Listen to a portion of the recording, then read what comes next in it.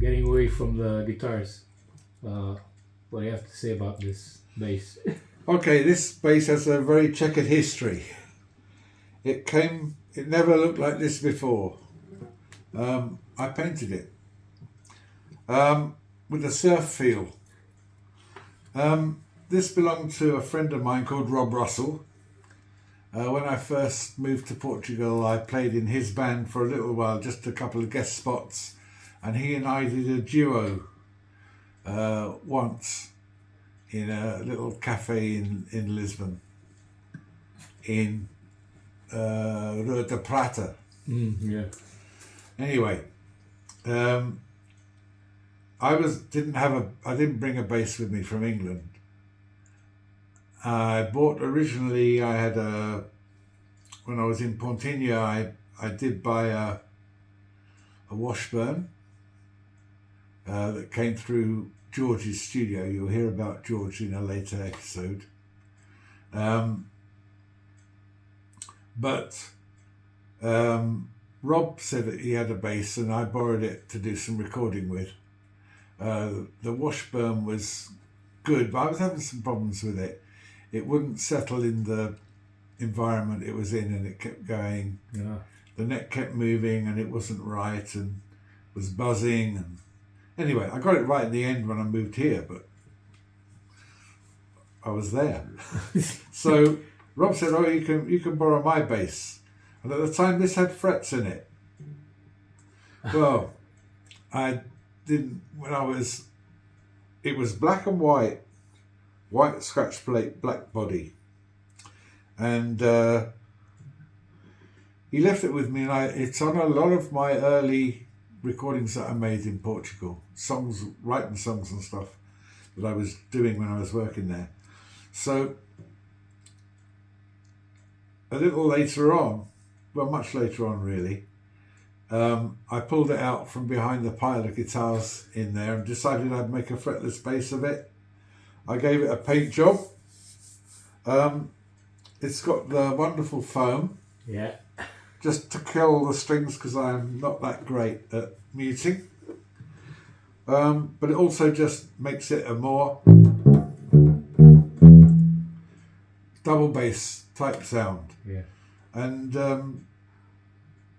I've got these big nylon strings on it, and they help as well with the sound.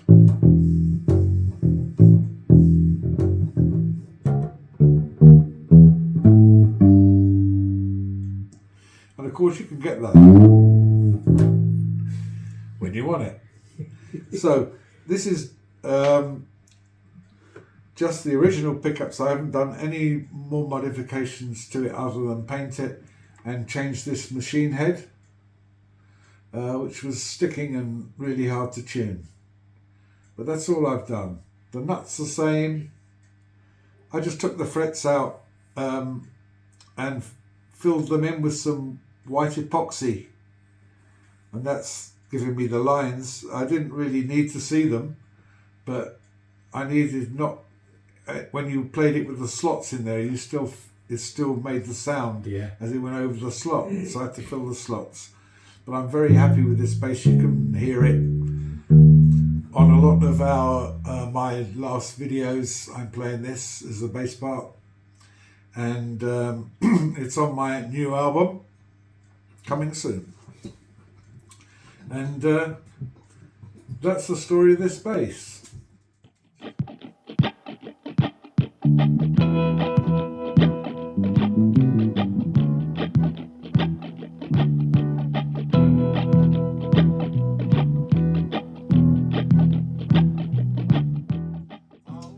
Well, this one is as you can see, it's a revelation. Must be the biggest headstock in the world. I bought this from Marcelo, our bass player in Scuta Blues. He's got a sire and I think one other, and so he's was happy to sell this to me. It's a fretted one and is again with the foam. Just this one, not so much touching, but just touching. And I put this little bit of wood here because I want to play it here where it's a bit softer tone than here. I'll play it there when I want to dig in, if I want a bit of treble. But this one's got flat wound strings on it, and used to have round wounds when Marcelo played it, but I'm too slidey, and all you hear is me sliding. Yeah. You know, I'm not a bass player. I'm just a guy who can play a bit of bass.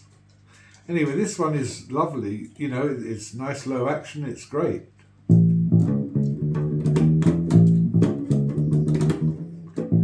Much easier to do it on this one than on that one because you got to hit the you haven't got to hit the notes quite so well.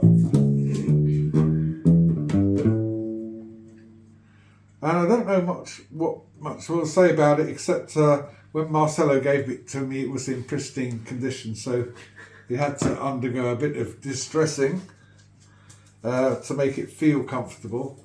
And I did just put a bit of sandpaper across this edge, which was very hard, and now it just feels a bit easier in the hand. But other than that, it's all original. These are Entwistle pickups. I don't know whether that's anything to do with John Entwistle, the bass player, or whether that's just a coincidence. Probably a coincidence. Oh, yeah. Yeah.